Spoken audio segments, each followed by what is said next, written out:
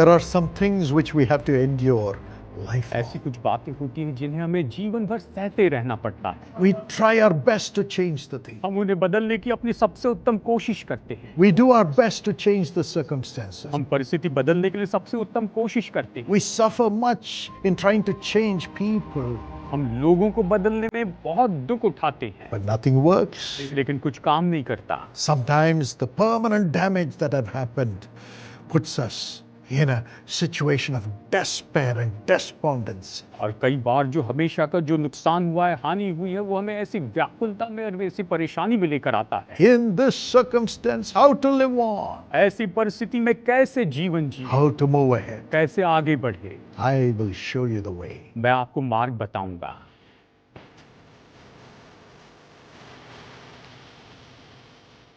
Maybe you wonder in your heart, शायद आप अपने हृदय में सोच रहे होंगे, what is going to be my future? मेरे भविष्य में क्या होने वाला है What should I put my trust on? और मैं किस पर अपना भरोसा रखूं। What can I say will happen in my life in the future? मैं क्या कह सकता हूं कि मेरे जीवन में भविष्य में क्या होने वाला है। My friend, मेरे दोस्तों, there is a way for you which has already been made by Jesus on the cross as he suffered. और जैसे कि यीशु क्रूस पर दुख सह रहे थे, उसने आपके लिए पहले से एक मार्ग बना लिया है। He said, I have finished everything for you to have a way, a blessing, a future. और उसने कहा कि मैंने सब कुछ पूरा कर दिया ताकि तुम्हारे पास मार्ग हो कि तुम्हारे भविष्य में तुम आशीष पाओ। In John 19:28, यूहन्ना अध्याय 19:28 में Jesus said, I'm thirsty. यीशु ने कहा, मैं प्यासा हूँ, I'm thirsty. मैं प्यासा हूँ। He went through all the thirst that we have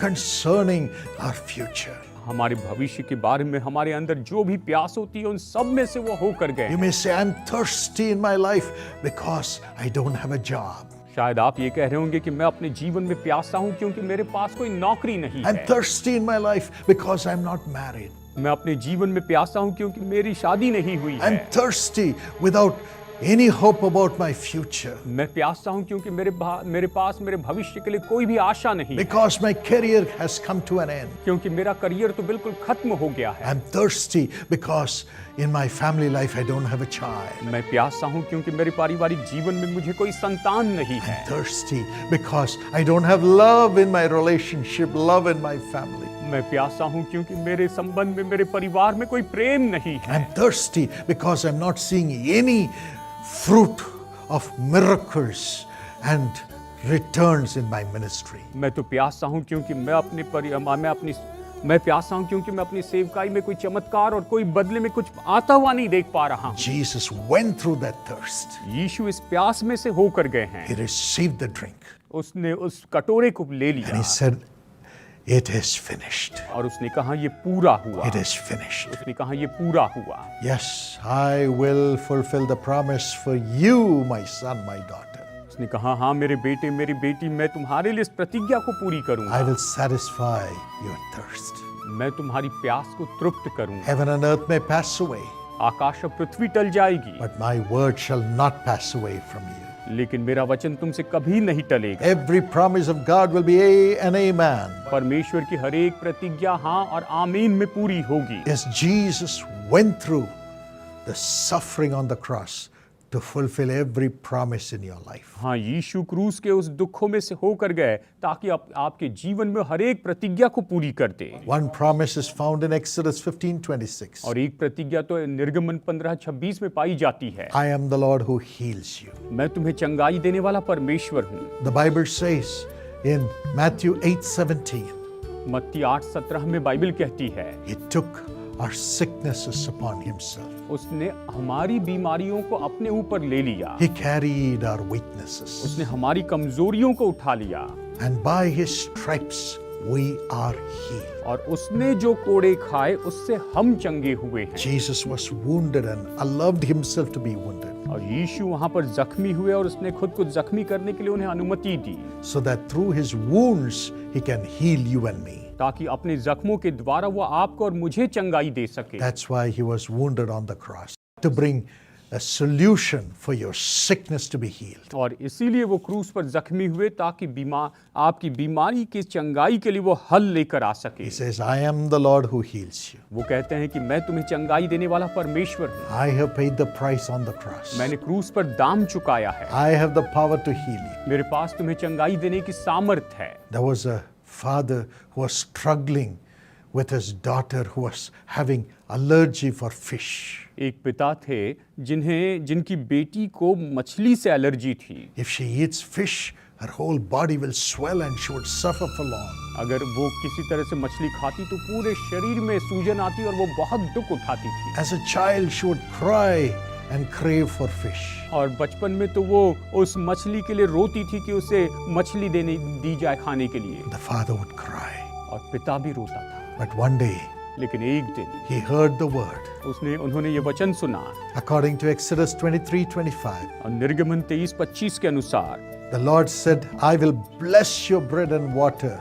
प्रभु कहते हैं कि मैं तेरे अन्न और जल पर आशीष दूंगा। I will take sickness away from you. और मैं तुम्हारे बीच में से रोग दूर करूंगा। So that day he went home. और उस दिन वो अपने घर गए। And he said, Lord, you said you will bless this bread and water. और प्रभु आपने कहा है कि मैं तेरे अन्न और जल पर आशीष दूंगा। I bless it in Jesus' name. मैं यीशु के नाम में से आशीष देता हूँ। Fulfill this promise. इस प्रतिज्ञा को पूरी कीजिए। Your body signifies the bread. और आपकी जो देह है वो तो उस रोटी को दर्शाती है। You said, I am the bread of life. आपने कहा जीवन की रोटी मैं हूँ। Broken for you to have life. जो तुम्हारे लिए तोड़ी जाती है ताकि तुम जीवन पाओ। You shed your blood and the water from your body. और प्रभु आपने अपना लहू बहाया और आपकी देह में से पानी जल निकला। Now I believe it. Now bless this water. अब मैं विश्वास करता हूँ अभी आप इस पानी पर आशीष दीजिए। Bless this bread. इस रोटी पर आशीष दीजिए। We believe in your sacrifice on the cross. क्रूस पर आपके बलिदान पर हम विश्वास करते हैं। Heal my daughter. मेरी बेटी को चंगाई दीजिए। And gave the food to her. और उसने उसे वो भोजन दिया। That day ended the allergy in the life of the child. और उस दिन उस बच्चे के जीवन से वो एलर्जी खत्म हो गई। She was healed. वो चंगी हो गई। Yes, my friend. हाँ मेरे दोस्तों, The power to fulfill his promise उसकी प्रतिज्ञा को पूरी करने की सामर्थ will be fulfilled in your ये life. निश्चय आपके जीवन में पूरी होगी। Every promise of God shall be fulfilled in your life. परमेश्वर की हर एक प्रतिज्ञा आपके जीवन में पूरी हो जाएगी। Let not your heart be troubled. आपका हृदय व्याकुल ना हो। Jesus said it is finished. यीशु ने कहा ये पूरा हुआ। I have suffered. मैंने दुख उठा लिया। Now you will be healed. अब तुम चंगे हो जाओगे। You will be provided for. तुम्हारे लिए प्रबंध किया जाएगा। You will be cared for. तुम्हारी देखभाल की जाएगी। And finally, और फिर अंत में he opened the way to heaven. उसने स्वर्ग के लिए मार्ग खोल दिया। He said, Lord, into thy hands I commend my spirit. उसने कहा प्रभु तेरे हाथों में, हे परमेश्वर तेरे हाथों में मैं अपनी आत्मा सौंपता हूँ। Our life will not end just in this world. हमारा जीवन इस संसार में खत्म नहीं होगा।